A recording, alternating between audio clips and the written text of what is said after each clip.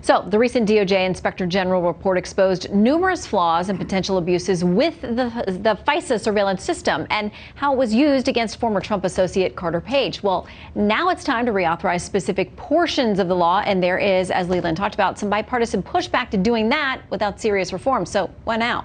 Let's ask Senate Judiciary Committee member Mike Lee of Utah, who joins us. Good to have you back. Thank you. Okay, I want to play something that your buddy, Senator Lindsey Graham, said about the chat with the Attorney General. Here's what he said. He made a pretty strong case that the tools that are about to expire are important to our national security, and he made a commitment to make sure that what happened in 2016, that internally he's going to clean up that mess, and whether or not we need statutory changes, I think, is subject of debate. You don't think, it doesn't seem that you were convinced by your conversations with the Attorney General? No, not at all. I appreciate what he wants to do, and he's doing his job to say, let's clean it up. But that's not his job. Our job is to make the law. And if we believe that this law is subject to abuse, if we believe that this law has been abused, including has been abused by a previous Democratic administration against then candidate Donald Trump, then we ought to be concerned about its potential for abuse moving forward. We should not leave this law, which was recklessly devised and has been badly abused, in place. We need to fix it. It's not enough for the Attorney General simply to say, I'm going to manage it better. He's not always going to be the Attorney General, and this president won't always be the president. We've got to make sure that we do our job, and we need to fix this law because it's bad. Okay, so some of these portions, if they expire March 15th, if you guys don't work out a deal for them, they go back to being what they were before. They don't go away completely. It's not as if the DOJ loses these tools altogether. That's exactly right. And the provision that I'm most concerned about, Section 215, which allows the government to go after business records under a very broad standard that's very loosey-goosey.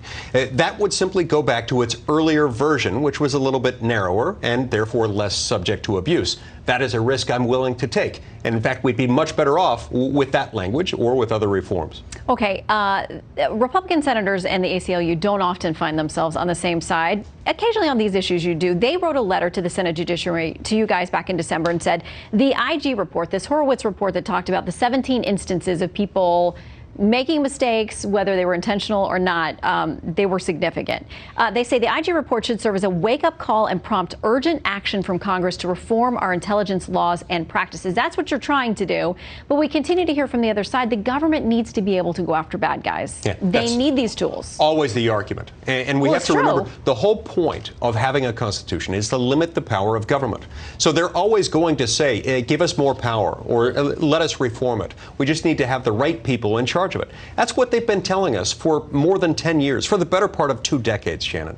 And we shouldn't accept that anymore. We should say this law has been used. It's been used by the president, by the president's political enemies against the president before he became president and after.